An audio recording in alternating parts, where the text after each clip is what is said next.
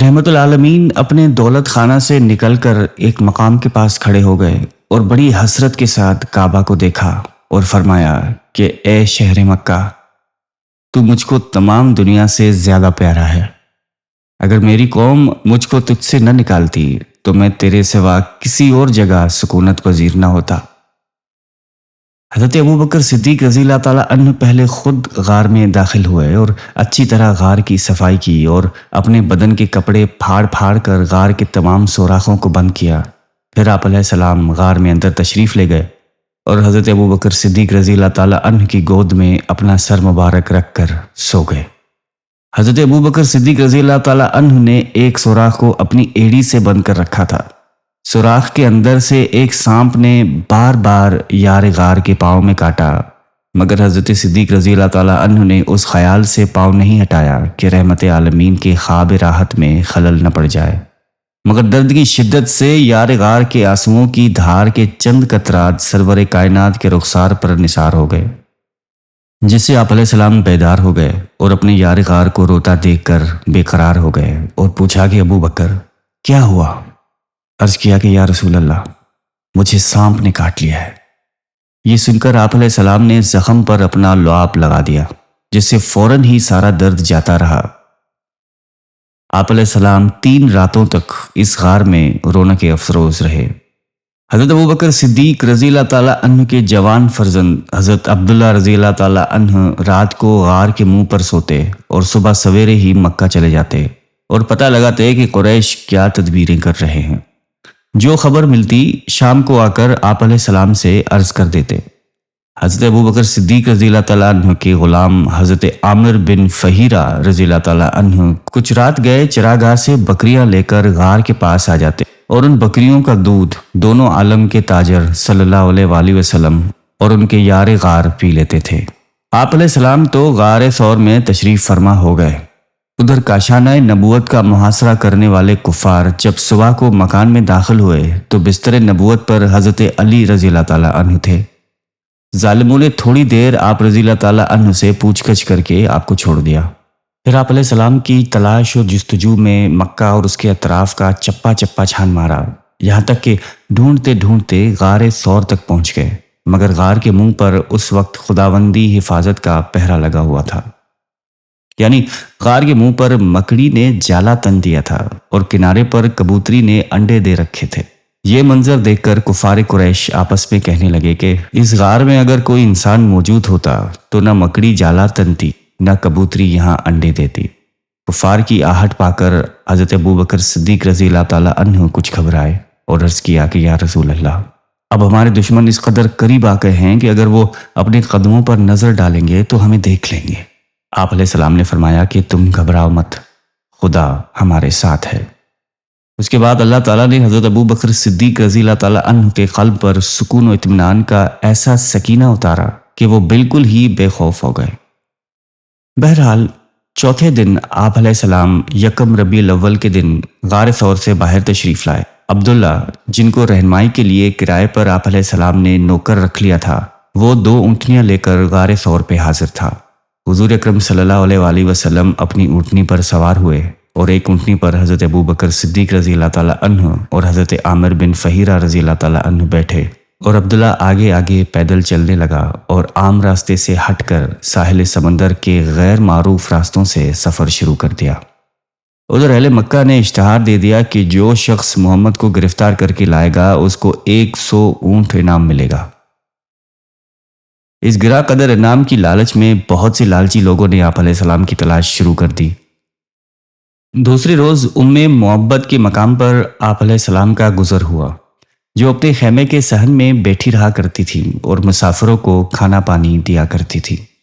آپ علیہ السلام نے ان سے کچھ کھانا خریدنے کا قصد کیا، مگر اس کے پاس کوئی چیز موجود نہیں تھی۔ آپ علیہ السلام نے جب دیکھا کہ اس کے خیمے کی ایک جانب ایک بکری کھڑی ہے تو دریافت فرمایا کہ کیا یہ دودھ دیتی ہے؟ اس عورت نے کہا کہ نہیں۔ آپ علیہ السلام نے فرمایا کہ اگر تم اجازت دو تو میں اس کا دودھ دو لوں۔ اس عورت نے اجازت دے دی اور آپ علیہ السلام بسم اللہ پڑھ کر جو اس کے تھن کو ہاتھ لگایا تو اس کا تھن دودھ سے بھر گیا اور اتنا دودھ نکلا کہ سب لوگ سیراب ہو گئے اور اس عورت کے گھر میں پڑے ہوئے تمام برتن دودھ سے بھر گئے۔ یہ معجزہ دیکھ کر وہ عورت اور اس کے خاوند بھی مشرف باسلام ہو گئے۔ روایت میں ہے کہ یہ بکری 18 ہجری تک زندہ رہی اور برابر دودھ دیتی رہی، اور حضرت عمر رضی اللہ تعالیٰ عنہ کے دور خلافت میں جب ایک بہت سخت قحط پڑا کہ تمام جانوروں کے تھنوں کا دودھ خشک ہو گیا، اس وقت بھی یہ بکری صبح و شام برابر دودھ دیتی رہی۔ جب اس عورت کے گھر سے آپ علیہ السلام آگے روانہ ہوئے تو مکہ کا ایک مشہور شہ سوار سراقہ بن مالک تیز رفتار گھوڑے پر سوار ہو کر تعاقب کرتا ہوا نظر آیا۔ قریب پہنچ کر حملہ کرنے کا ارادہ کیا، مگر اس کے گھوڑے نے ٹھوکر کھائی اور وہ گھوڑے سے گر پڑا۔ مگر 100 اونٹوں کا انعام کوئی معمولی چیز نہیں تھی۔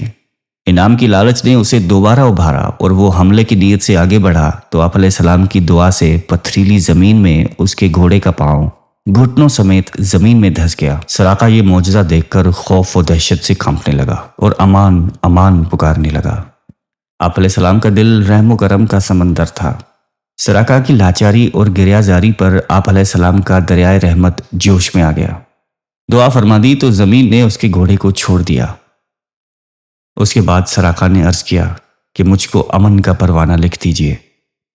آپ علیہ السلام کے حکم سے حضرت عامر بن فہیرہ رضی اللہ تعالیٰ عنہ نے سراقہ کے لیے امن کی تحریر لکھ دی۔ سراقہ نے اس تحریر کو اپنے ترکش میں رکھ دیا اور واپس لوٹ گیا۔ راستے میں جو شخص بھی آپ علیہ السلام کے بارے میں دریافت کرتا تو سراقہ اس کو یہ کہہ کر لوٹا دیتا کہ میں نے بڑی دور تک تلاش کیا ہے مگر آپ علیہ السلام اس طرف نہیں ہیں۔ واپس لوٹتے ہوئے سراقہ نے کچھ سامان سفر بھی آپ علیہ السلام کی خدمت میں بطور نذرانہ پیش کیا، مگر آپ علیہ السلام نے قبول نہیں فرمایا۔ سراقہ اس وقت تو مسلمان نہیں ہوئے مگر آپ علیہ السلام کی عظمت نبوت اور اسلام کی صداقت کا سکہ ان کے دل پر بیٹھ گیا۔ جب آپ علیہ السلام فتح مکہ اور جنگ طائف اور حنین سے فارغ ہو کر جورانہ میں پڑاؤ کیا تو سراقہ اسی پروانہ امن کو لے کر بارگاہ نبوت میں حاضر ہو گئے اور اپنے قبیلے کی بہت بڑی جماعت کے ساتھ اسلام قبول کر لیا تھا۔ واضح رہے کہ یہ وہی سراقہ بن مالک رضی اللہ تعالیٰ عنہ ہیں جن کے بارے میں آپ علیہ السلام نے اپنے علم غیب سے غیب کی خبر دیتے ہوئے یہ ارشاد فرمایا تھا، اے سراقہ تیرا کیا حال ہوگا جب تجھ کو ملک فارس کے بادشاہ کسریٰ کے دونوں کنگن پہنائے جائیں گے۔ اس ارشاد کے برسوں بعد جب حضرت عمر فاروق رضی اللہ تعالیٰ عنہ کے دور خلافت میں ایران فتح ہوا اور کسریٰ کے کنگن دربار خلافت میں لائے گئے تو امیر المومنین حضرت عمر رضی اللہ تعالیٰ عنہ نے تاجدار دو عالم صلی اللہ علیہ وآلہ وسلم کے فرمان کی تصدیق و تحقیق کے لیے وہ کنگن حضرت سراقہ بن مالک رضی اللہ تعالیٰ عنہ کو پہنا دیے اور فرمایا کہ اے سراقہ یہ کہو کہ اللہ تعالیٰ ہی کے لیے حمد ہے جس نے ان کنگنوں کو بادشاہ فارس سے کسریٰ سے چھین کر سراقہ بدوی کو پہنا دیا۔ آپ علیہ السلام کی آمد کی خبر چونکہ مدینے میں پہلے سے پہنچ چکی تھی اور عورتوں بچوں تک کی زبانوں پر آپ علیہ السلام کی تشریف آوری کا چرچا تھا، اس لیے اہل مدینہ آپ کے دیدار کے لیے انتہائی مشتاق و بے قرار تھے۔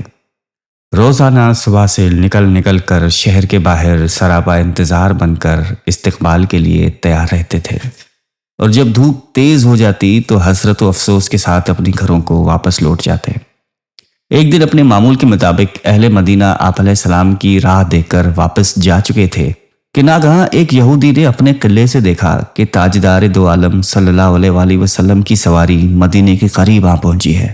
اس نے بآواز بلند پکارا کہ اے مدینے والو، تم جس کا روزانہ انتظار کرتے تھے وہ کاروان رحمت آ گیا ہے۔ یہ سن کر تمام انصار بدن پر ہتھیار سجا کر اور وجد و شادمانی سے بے قرار ہو کر دونوں عالم کے تاجدار صلی اللہ علیہ وآلہ وسلم کا استقبال کرنے کے لیے اپنے گھروں سے نکل پڑے اور نعرہ تکبیر کی آوازوں سے تمام شہر گونج اٹھا۔ مدینہ منورہ سے 3 میل کے فاصلے پر آج جہاں مسجد قباء بنی ہوئی ہے، 12 ربیع الاول کو آپ علیہ السلام رونق افروز ہوئے اور قبیلہ عمر بن عوف کے خاندان میں حضرت کلثوم بن حدم رضی اللہ تعالیٰ عنہ کے مکان میں تشریف فرما ہوئے۔ اہل خاندان نے اس فخر و شرف پہ کہ دونوں عالم کے میزبان ان کے مہمان بنے اللہ اکبر کا پرجوش نعرہ مارا۔ چاروں طرف سے انصار جوش مسرت میں آتے اور بارگاہ رسالت میں صلاۃ و سلام کا نذرانہ عقیدت پیش کرتے۔ اکثر صحابہ کرام رضی اللہ تعالیٰ عنہم جو حضور اکرم صلی اللہ علیہ وآلہ وسلم سے پہلے ہجرت کر کے مدینہ منورہ آئے تھے وہ لوگ بھی اس مکان میں ٹھہرے ہوئے تھے۔